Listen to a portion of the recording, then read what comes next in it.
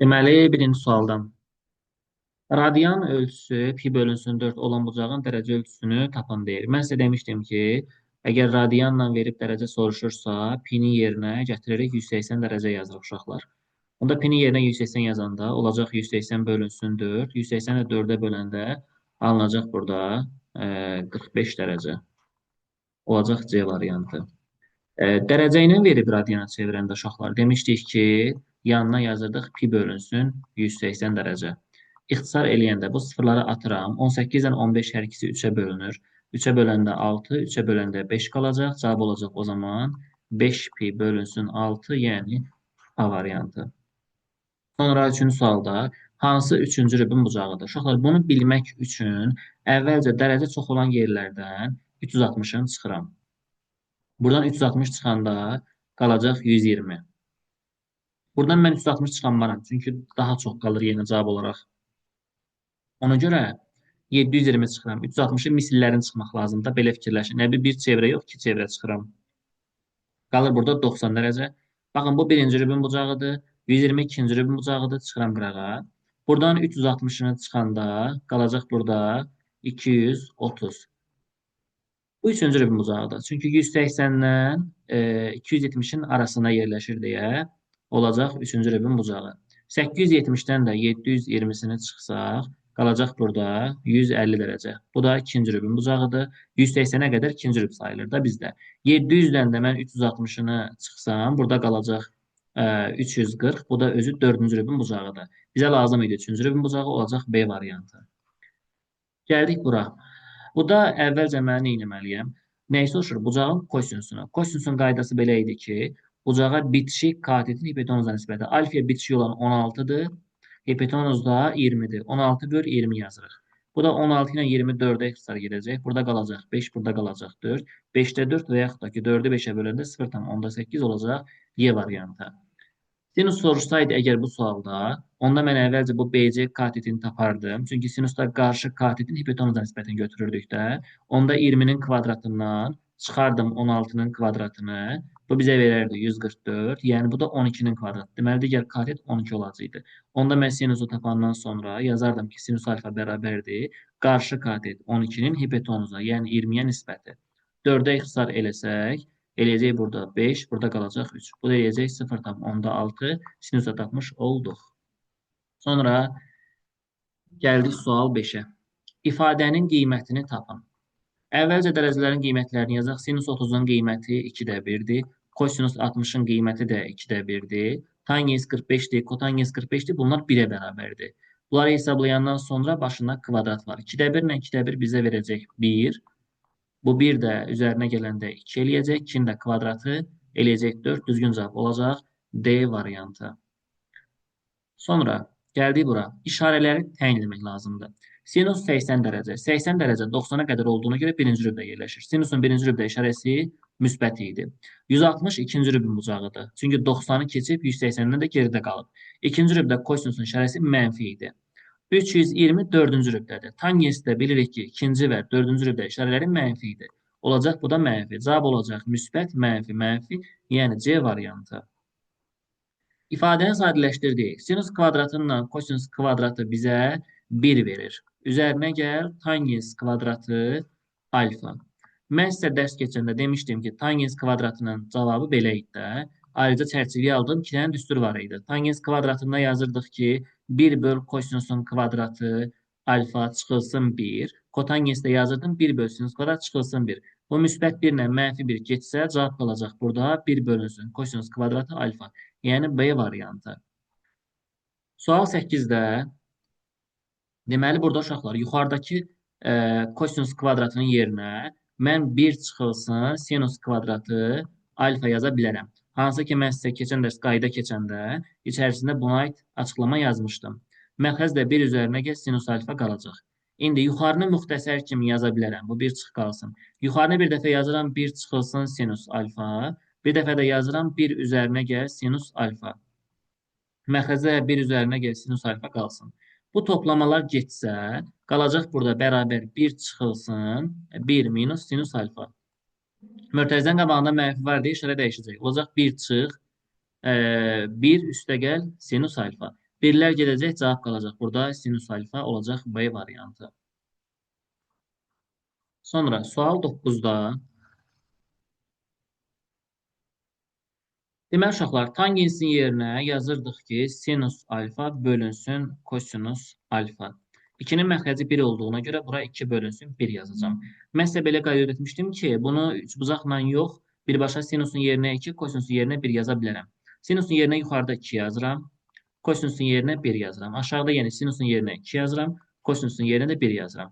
Bu eləyəcək 3, bu da eləyəcək 1. 3-ü də 1-ə böləndə qalacaq burada 3, yəni A variantı. Gəldik bura. Kotangensin yerinə isə kosinus alfa bölünsün sinus alfa yazırıq və bu da -3-dür, məxrəcinə 1 yazıram. Deməli, onda kosinusların yerinə -3 yazmalıyam, sinusların yerinə isə 1 yazmalıyam. İndi 12 vurulsun, sinusun qiyməti 1, çıx 3 vurulsun, kosinusun qiyməti -3. Aşağıda 3 vurulsun, kosinusun yerinə yazırıq -3, üzərinə gəl 2 vurulsun 1. Bu da eləyəcək 12. -3, -3 bizə verəcək müsbət 9. Aşağıda -9 üzərinə gəl 2. Yuxarı eləyəcək bizdə 21, aşağı -7. 21-i də -7-yə böləndə qalacaq -3, düzgün cavab olacaq B variantı. Cəmini tapın deyir. Deməli, sinus 30-un qiyməti 2-də 1. Tangens 45-in qiyməti 1. Kosinus 60-ın qiyməti 2-də 1. Kotangens 90-ın qiymətini tapanda biz elə bil ki, kosinus 90-ı sinus 90-a bölürük. Bunun cavabı 0-a bərabərdir. Bərabərdir. Bu 2-də 1 ilə 2-də 1 mənə 1 verəcək. Bir dənə 1 ortalıqda var. Bu 0-da lazım deyil. Bunları toplayanda olacaq 2, yəni B variantı. Gəldik bura. Burada uşaqlar, deməli, 2 sinus kvadratından 2 kosinus kvadratından 2-ni mötərizənin xaricinə çıxartsam, qalacaq burada sinusun kvadratı x, üzərinə gəl kosinusun kvadratı x qalacaq. Sonra plus bu tangensin yerinə yaza bilərəm 1 bölünsün kosinusun kvadratı x çıxılsın 1. Çərçivəyə aldığım düstur idi bu sizə. Çıxılsın 1 bölünsün kosinus kvadratı x-ə. Buradan bu mötərizənin bizə 1 verir. 2-ni də 1-ə vuranda 2 olacaq. Üzərinə gəl. Heç üzərinə gəl yazmağa ehtiyac yox idi burada. Hələ ki qalsın bu. Və bu kosinusların biri müsbət, biri mənfi gedəcək. Qaldı burada çıxılsın 1. 2-dən 1 çıxanda qalacaq burada 1. Düzgün cavab olacaq B variantı. Katetləri 3, 4 olan düzbucaqlı üçbucaq. Deməli, bura 3, bura 4. Onda hipotenuz 5 olacaq da. Bunu artıq əzbər bilməliyik. Kiçik iti bucağının sinusu. Kiçik iti bucaq deyəndə kiçik tərəfin qabağında duran bucaqdır. Yəni kiçik tərəf 3-dür. Bunun qabağında duran bucaq da baxın bu hissədir. Alfa. Bu bucağın sinusunu soruşur. Sinus da bilirəm ki, qarşı katetin hipotenuza nisbətidir. Alfanın qarşısına 3 durur, hipotenuz da 5-dir. Deməli 3-ün 5-ə nisbətini götürmək lazımdır. 3-ü də 5-ə böləndə 0,6 düşür. Düzgün cavab olacaq burada D variantı. Sonra İndi eyni sualın kosinus versiyasına baxacağıq. Katetləri 6 ilə 8-dir. Deməli, yazıram bura 6, bura 8. Bura olacaq o zaman 10.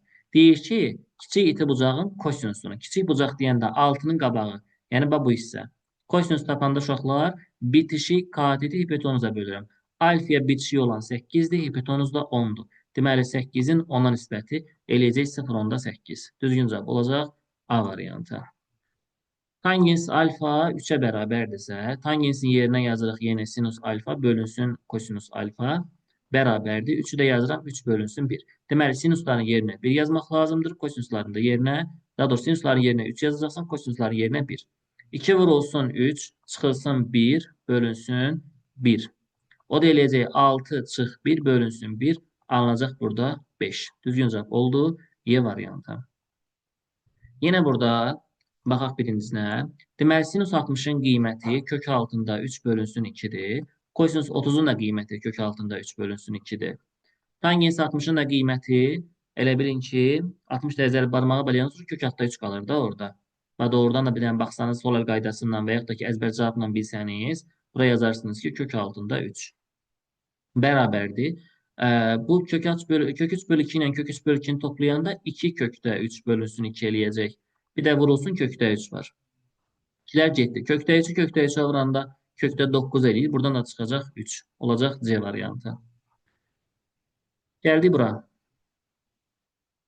Sual 17-də deyir ki, kosinus beta. Əvvəlcə buradan kosinus alfanı, kosinus betanı, Sinüs alfanın, sinüs betanın üzr istəyirəm, tapmaq lazımdır.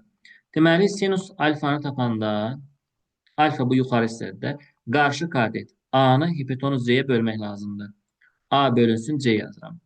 Sinüs betanı tapanda bitişik katet, daha doğrusu bu betdən qabağında bu B tərəfini C tərəfinə bölmək lazımdır. B bölünsün C. İndi baxıram kosinuslara.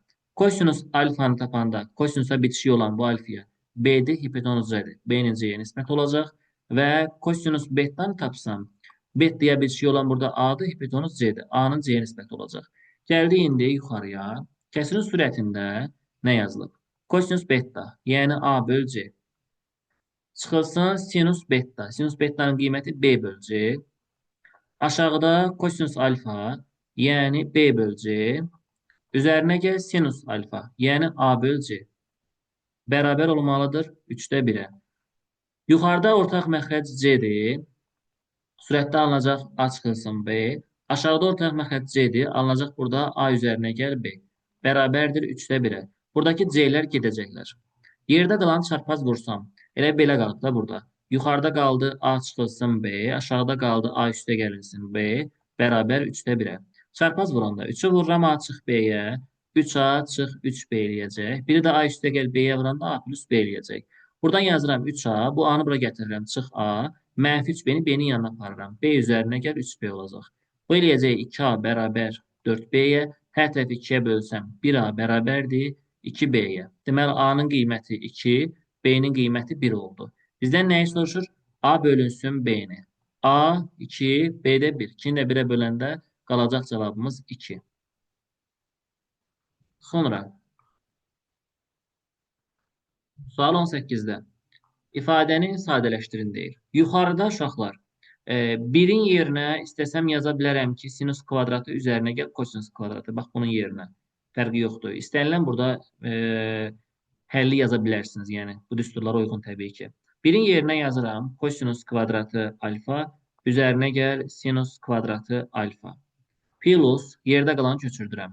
Sinus kvadrat alfa çıx kosinus kvadrat alfa. Aşağıda qalacaq 4 sinus kvadrat alfa.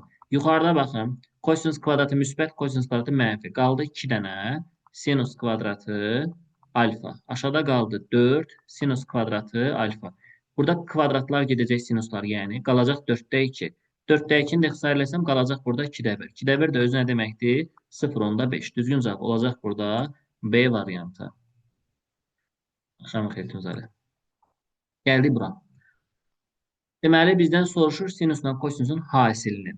Deməli, burada sinus, kosinus hasili yaratmaq istəyirəmsə, əvvəlcə mötərizəyə alıram və müxtəsər vurma düsturu tətbiq edərək kvadrata yüksəldirəm hər tərəfi. Birinci sinusun kvadratı olacaq burada sinus kvadratı alfa. Üzərinə gəlir ikinci kosinusun kvadratı olacaq burada kosinus kvadratı alfa. Çıx, bunların hasilinin 2 misli. 2 sinus alfa kosinus alfa. Bərabərdir 4-də 1 eləyəcək. Bu sinus kvadratıyla kosinus kvadratının cəmi bizə 1 verir. Ona görə buraya yazıram 1. Çıxılsın 2. Sinus alfa kosinus alfa bərabər 4-də 1-ə. Buradan 2 sinus alfa kosinus alfanı tapanda 1-dən çıxmaq lazımdır 4-də 1-i. Bu da bizə verəcək 2 sinus alfa kosinus alfa bərabərdir 4-də 3. Və 4-də 3-ü bölməliyəm 2-yə. Onda sinus alfa, kosinus alfa bərabərdir 4-də 3-ü 2-yə böləndə, yəni 2-də 1-ə vurmaq deməkdir. Buradan da alınacaq 8-də 3. Düzgün cavab olacaq Y variantı. İfadəni sadələşdirin. Əvvəlcə 1 çıx kosinus kvadratı alfa bizə sinus verir də. Yəni sinusun kvadratı alfa. Aşağıda isə hasil sinus alfa vurulsun kosinus alfa. Bərabər. Burada kvadratın sinusundan bu sinus getsə, yuxarıda qalacaq sinus alfa bölünsün kosinus alfa. Sinusu da kosinusa böləndə tangens alfa eləyəcək. Bu da bizə C variantı verəcək. Sonra gəldik bura. Yenə yuxarıda kosinus kvadratının yerinə mən bir dəfə yaza bilərəm. 1 çıxılsın sinus kvadratı alfa. Hələ bunu yazım. Aşağıda da yazıram 1 üzərinə gəl sinus alfa. Plus yenə sinus alfa. İndi o sinus kvadratı alfanın bir dəfə müxtəsər kimi toplamasını, bir dəfə çıxmasını yaza bilərəm. Bir dəfə yazıram 1 çıxılsın sinus alfa. Bir dəfə də yazıram 1 üzərinə gəlinsin sinus alfa. Aşağı isə yazıram 1 üzərinə gəl sinus alfa. Yenə plus sinus alfa öz yerində. Buradan pluslar getsə, qalacaq 1 çıxılsın sinus alfa və sonda yenə bir dənə plus sinus alfa. Sinus alfaların biri müsbət, biri mənfi gedəndən sonra cavab qalacaq 1, yəni D variantı. Sonra sual 22-də ifadəni sadələşdirin deyir. Uşaqlar kosinusu tangensə vurmaq üçün əvvəlcə belə yazıram. Kosinus qalsın öz yerində. Hə, burada kosinus ortaqdır. Gəlin kosinusu qırağa çıxardaq. Qalsın burada tangens x üzərinə gəl kotangens x. Bu da bərabərdir. Kosinus qalacaq öz yerində. Tangenslə kotangensi belə yaza bilərəm. Tangensin yerinə yazaram sinus x bölünsün kosinus x. Kotangensin yerinə yaza bilərəm. Kosinus x bölünsün sinus x. Bərabərdir. Buradan kosinus x qalsın. Ortaq mərkəz bu kosinusdan sinusu bunların hasili olar. Yəni kosinus x sinus x. Çarpı sinus x-i sinus x-ə vursam olacaq sinusun kvadratı x plus kosinus x-i kosinus x-ə vursam olacaq kosinusun kvadratı x. İndi sürət bizə 1 verir. Burada yazıram kosinus x vurulsun. Yuxarı 1'dir. Aşağı isə yazıram kosinus x vurulsun sinus x. Yəni buradan artıq kosinusun biri ilə bu kosinus x-lar getsə, qalacaq 1 bölünsün sinus x. Yəni düzgün cavab olacaq burada B variantı.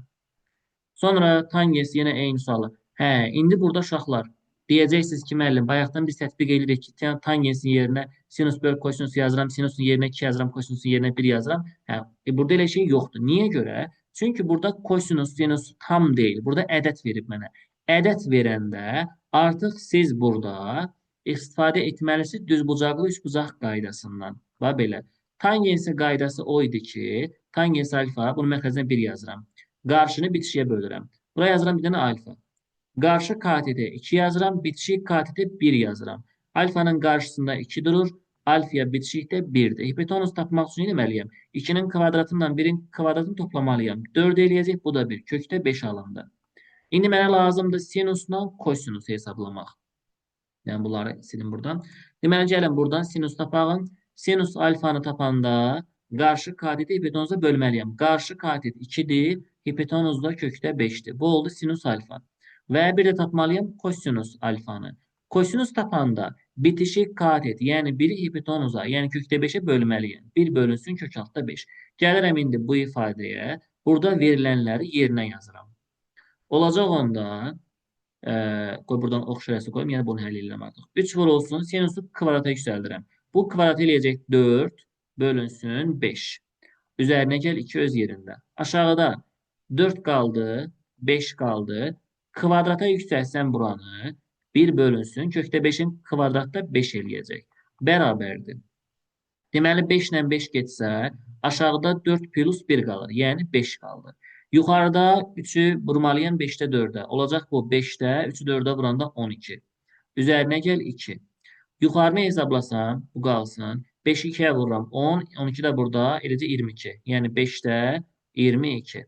Bu 5 də aşağı düşür bunun yanına. Vurulur bir-birinə. Olur 25. Yuxarıda qalır 22. Olur 5, 25'də 22. O da olur D variantı. İfadənin qiymətini tapın deyir. Deməli, burada kvadratlar olduğuna görə mən bu ifadəni mötərizəyə alıb başına kvadrat yazmalıyam. Tangensin kvadratı alfa. Üzərinə gəl kotangensin kvadratı alfa. Üzərinə gəl bunların hasilinin kimisi? Yəni 2 tangens alfa vur kotangens alfa. Bərabərdir 4'ün kvadratda 16 eləyir. Buradan tangens kvadrat alfa üzərinə gəlinsin. Kotangens kvadratı alfa öz yerində olduğu kimi qalacaq. Kotangens kvadrat alfa. Bu hissədə fikir verirsinizmi? Tangenslə kotangensin hasili bizə 1 verir deyə 2'ni 1'ə vuranda 2 verəcək. Bu da bərabərdir 16. Deməli, mən 16'dan 2'ni çıxanda cavabı tapmış olacağım. Tangens kvadratı alfa üzərinə gəlinsin. Kotangens kvadratı alfa bərabər olacaq 14'ə. Düzgün cavab oldu 14. İfadəni sadələşdirin. Bunları əvvəlcə ortaq məxrəc eləmək lazımdır. Əslində burada fikir versəniz, həm surətdə hər ikisində sinus kvadratı var. Ona görə mən sinus kvadratını qıraqda saxlayıram, ən sonda istifadə eləyəcəm. Və belə. Yerdə qaldı elə bil belə. 1 bölünsün 1 plus kosinus x plus 1 bölünsün 1 minus kosinus x. Bu şəkildə. Bu da bərabərdir. Burada sinus kvadratı öz yerində qalsın. Vurulsun. Bunlar ortaq məxəc hasillər olacaq. Yəni 1 üzərinə gəlinsin kosinus x vurulsun. 1 çıxılsın kosinus x. Yuxarıda 1 çıx kosinusu 1-ə vuranda elə 1 çıx kosinusun özü eləyəcək. Plus 1 üstəgəl kosinusu 1-ə vuranda elə 1 üstəgəl kosinusun özü eləyəcək. Bərabərdir. Bu mənə verəcək sinus kvadratı öz yerində qalsın. Aşağıya fikir verin. Müxtəsər vurma düsturudur. 1 çıx kosinusun kvadratı x deməkdir. Yuxarıdakılar da kosinuslar geçsə 1 ilə 1 2 verəcək mənə. İndi fikir verin. Burada sinus kvadratı x qaldı. Yuxarıda 2-də qaldı. Bax 1 çıxılsın kosinusun kvadratı elə özü sinusun kvadratı x deməkdir. Bunlar da gedəndən sonra cavab elə 2-nin özü qalacaq.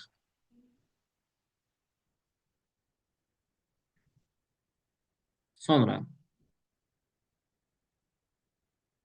26.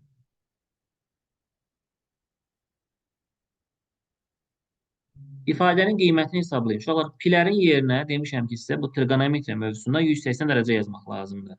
Burada yenə qeyd edeyim bunu sizə. Pi bərabər 180 dərəcə. Gətir yerinə yazaq. 3 kosinus 180 dərəcə. Deməyin, ha, bu 3-ü 180-ə vurub 540 yazmalıyım. Elə şey yoxdur. Bu 3 əmsaldır. Qalacaq öz yerində. Üzərinə gəl sinus.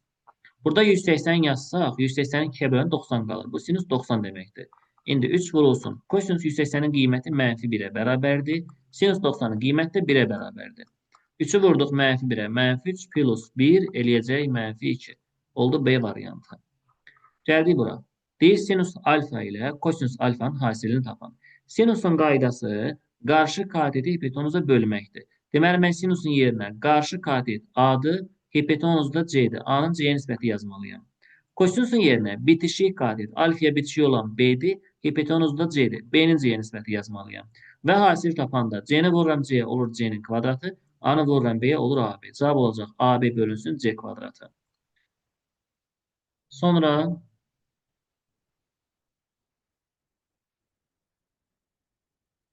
29.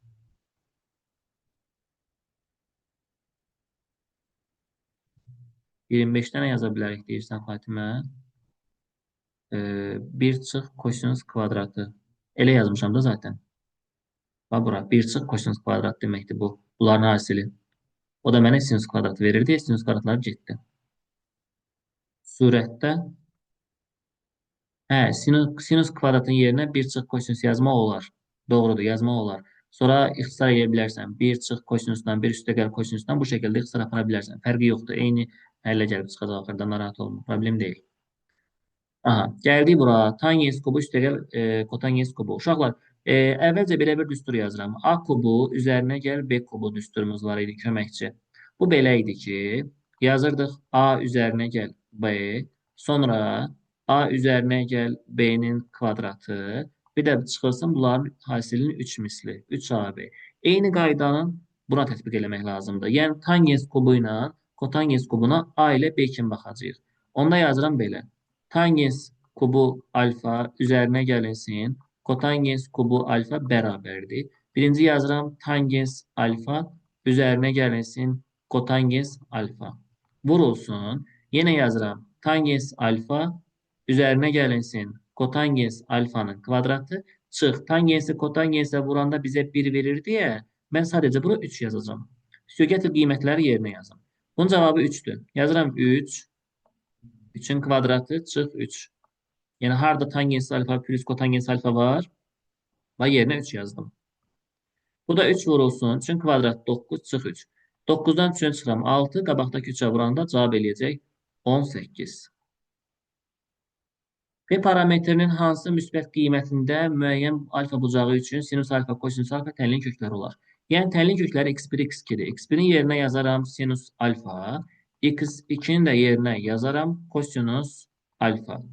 İndi, əvvəlcə burada hər tərəfi 8-ə bölərəm ki, mən x1, x2 Viet qaydasını tətbiq eləyə bilim.